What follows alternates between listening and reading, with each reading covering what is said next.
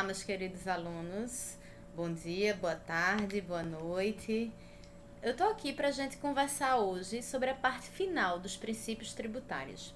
Nós vamos abordar, então, o princípio da vedação às isenções heterônomas.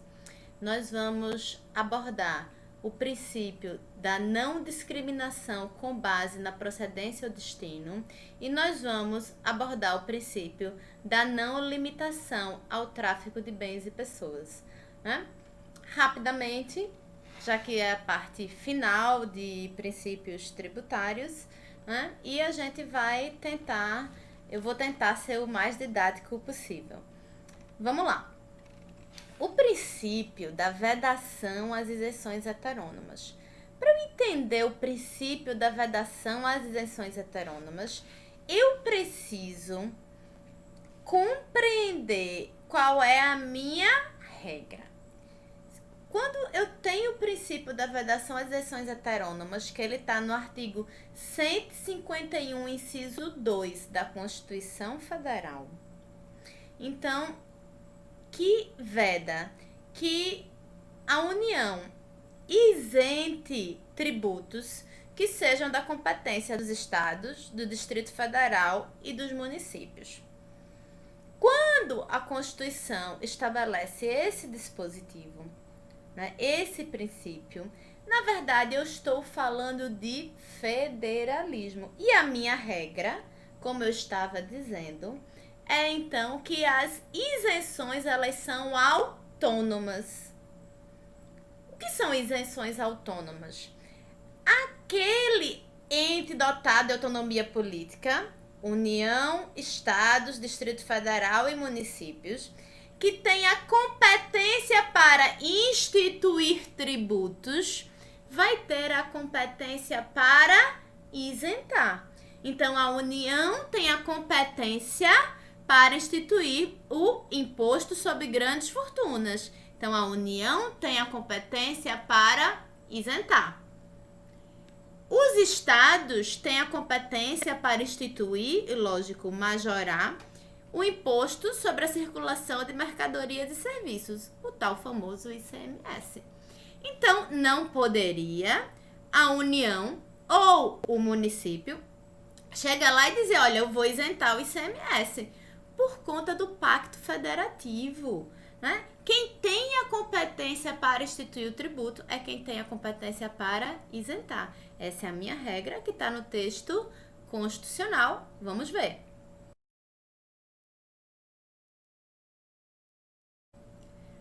Bem,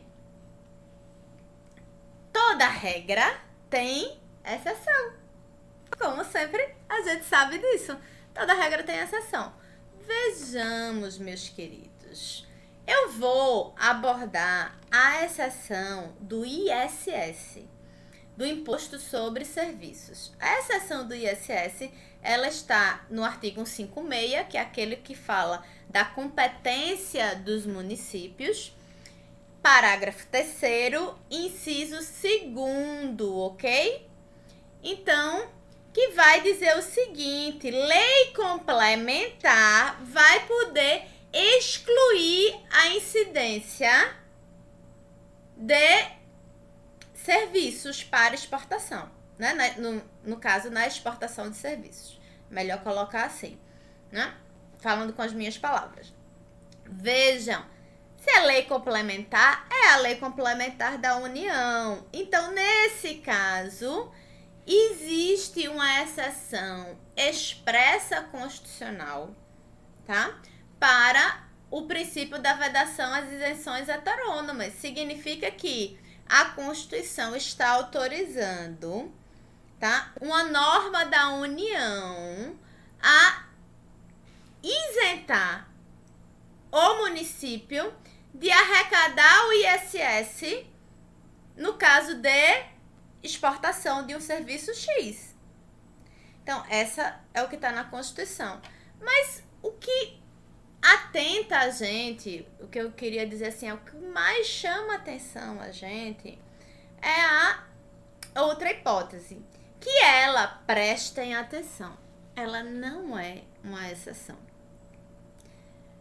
Bem, o sentido pode até ser de exceção, mas ela não é uma exceção. Ela é um caso em o que eu vou falar agora é um caso em que não se aplica o dispositivo constitucional da vedação às isenções heterônomas.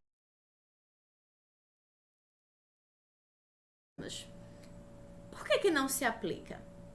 Vejam, aí eu tenho uma hipótese que ela é me dada pela doutrina e pela jurisprudência. A União, não a União, porque aí eu tô falando do chefe de Estado, quando assina um tratado internacional, ele está ali representando a pessoa jurídica de direito internacional. Então vejam, e ele só representa essa pessoa jurídica de direito internacional porque é o ente dotado de soberania. Então, nesse caso, a celebração desse tratado assinado, tá, pelo presidente da República, é o presidente da República atuando enquanto chefe de Estado. Então, nesse caso, ele representa o Brasil inteiro por conta da questão da soberania. E se nessa questão relacionada à soberania, na celebração de tratado internacional, o presidente da República assinar um tratado que isenta tributos que são de competência de estados e de municípios, tá? Isso não vai romper com o princípio da vedação às isenções heterônomas. Como não, Anne? Não vai romper porque é um caso diverso. É um caso diverso. Porque eu não estou falando de união, estados e municípios. Eu estou falando do Estado Nacional brasileiro ali representado, que no direito internacional vai ser conhecido, chamado como pessoa jurídica de direito internacional. Esse entendimento doutrinário ele foi confirmado pelo Supremo Tribunal Federal em 2007, tá? Então, vejam, era um caso em que o tratado, né, de tarifas e comércio, né, o Acordo Geral de Tarifas e Comércio, estabelecia isenções para certas mercadorias. E a gente sabe que a tributação incidente em mercadorias, no que diz respeito a impostos, é o ICMS. E a gente sabe que o ICMS é de competência dos estados. Então, nesse caso, provocou-se o Poder Judiciário, no âmbito do controle de constitucionalidade, para se discutir. Olha, eu tenho a Constituição determinando o princípio da vedação às isenções heterônomas. E isso aqui é uma isenção heterônoma. E o Supremo disse, não, isso não é uma isenção heterônoma. Inclusive, o artigo 98 do Código Tributário Nacional diz que o tratado internacional altera a lei tributária. Então, isso não é uma isenção heterônoma. Por conta do 98 CTN, não. O 98 é só ilustra. Por conta que ali quem está assinando é o chefe de Estado. Ali eu estou falando da pessoa jurídica de direito internacional. Então, eu frisei bem isso para a gente compreender. Vejam, vamos para o próximo princípio.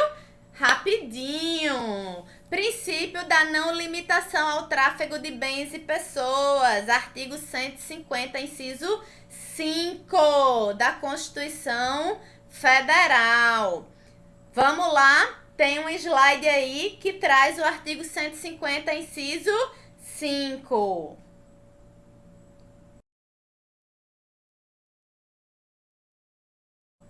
Bem,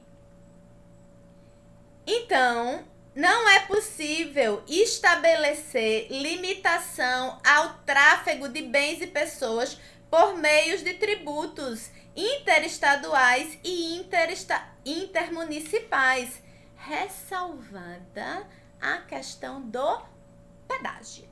Mas vamos lá, gente. Pelo amor de Deus. Eu quero conversar com vocês sobre isso, ok? Porque nós já estamos em direito tributário, vocês já foram meus alunos em direito financeiro. E a gente, então, vai bater um papo sobre isso. Veja, o que é esse princípio? Na verdade, é uma proteção à liberdade de locomoção. Sendo que essa liberdade de locomoção, ela não é só para pessoas, é para pessoas e para a circulação de bens, ok? Então, eu não posso ter um tributo interestadual ou intermunicipal, eu estou falando de ICMS ou de ISS, tá? Que ele vai estabelecer uma limitação, um impedimento ao tráfego de bens e pessoas. Olhe que sempre a Constituição está querendo evitar a guerra fiscal, né? Todo esforço, quando eu faço a interpretação mais concatenada, né? Ele vai dar dessa maneira. Mas, meus queridos, e a própria Constituição ressalva o pedágio. É ótimo a Constituição ressalvar o pedágio, porque a gente elimina uma série de discussão. A primeira discussão que a gente vai fazer, que mesmo estando na Constituição, ela foi enfrentada pelos tribunais e até hoje a gente não tem uma doutrina pacificada sobre isso, é a questão seguinte, meus alunos de financeiro já sabem. Pedágio, pelo amor de Deus, é taxa ou é tarifa? Vamos lá. Gente, veja, é possível ter uma forma de tributação que ela vai se dar em relação ao serviço público específico e divisível. Essa forma de tributação, essa espécie de tributo, a gente vai chamar de taxa. Contudo, essa definição, conceituação do que é serviço público, ela, logicamente, ela é dada pela interpretação doutrinária e jurisprudencial, né? Eu vou ter serviços públicos, então, que eles, específicos e divisíveis, estou falando na prática, que eles vão ser custeados com a receita advinda das taxas. Por isso que a gente estuda isso em direito financeiro. E eu vou ter serviços públicos que eles são custeados pelo chamado preço público, que não é taxa.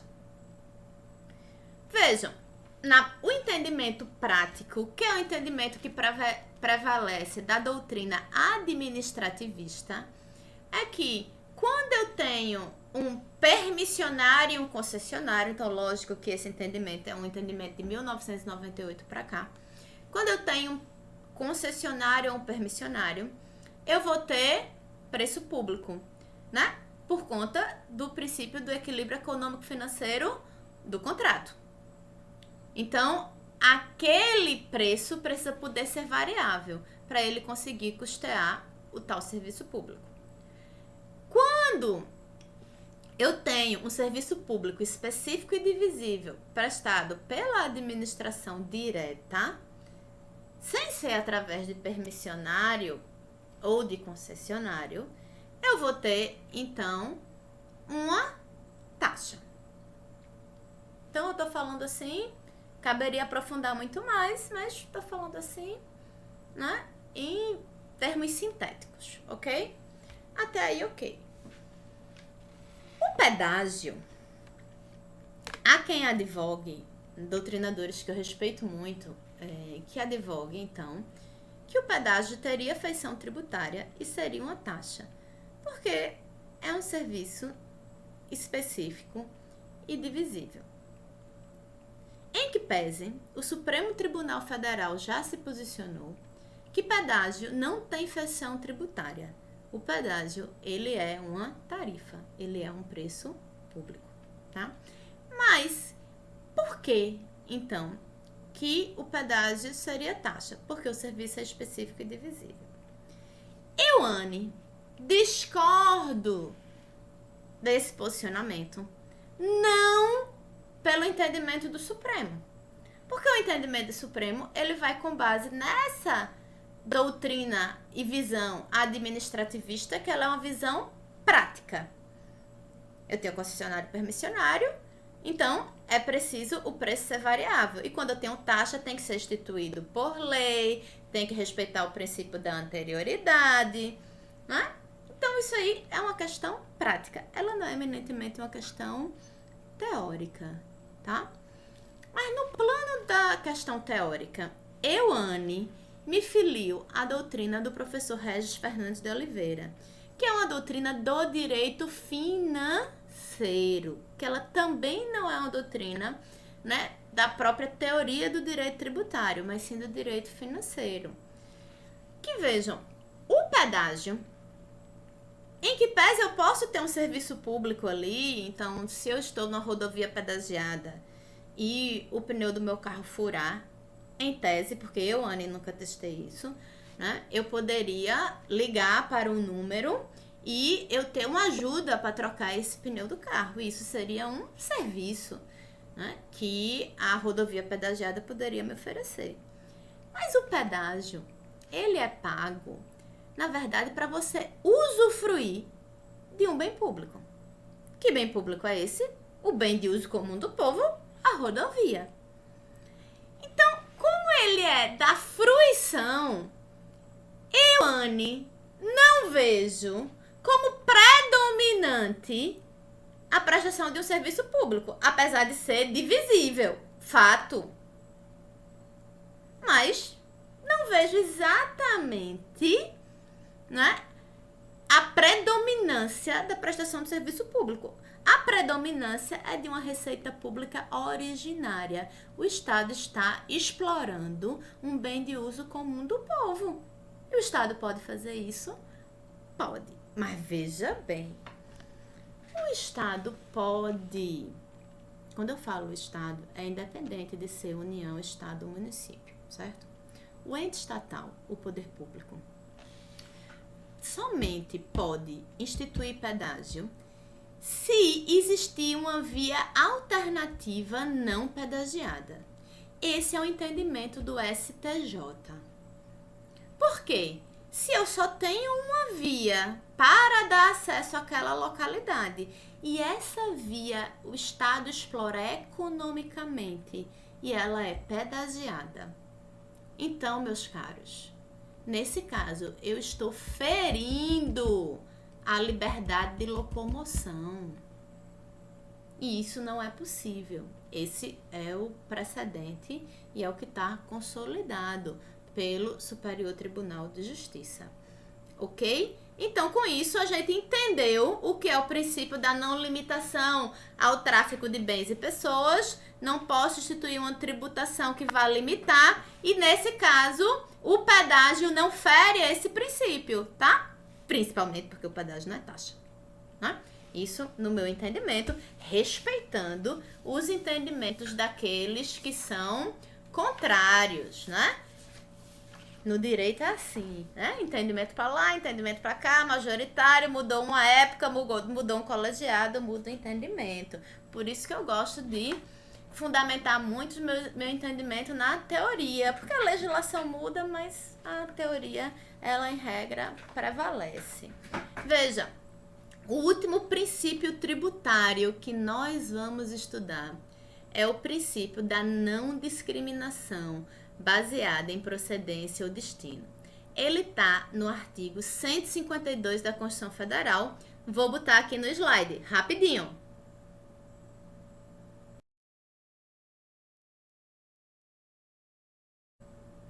Bem, meus caros, meus alunos, olhe, não é possível instituir alíquotas diferenciadas para um tributo em razão da natureza daquele produto, daquilo que vai ser tributado, ou principalmente do destino. Vamos pensar nisso no destino.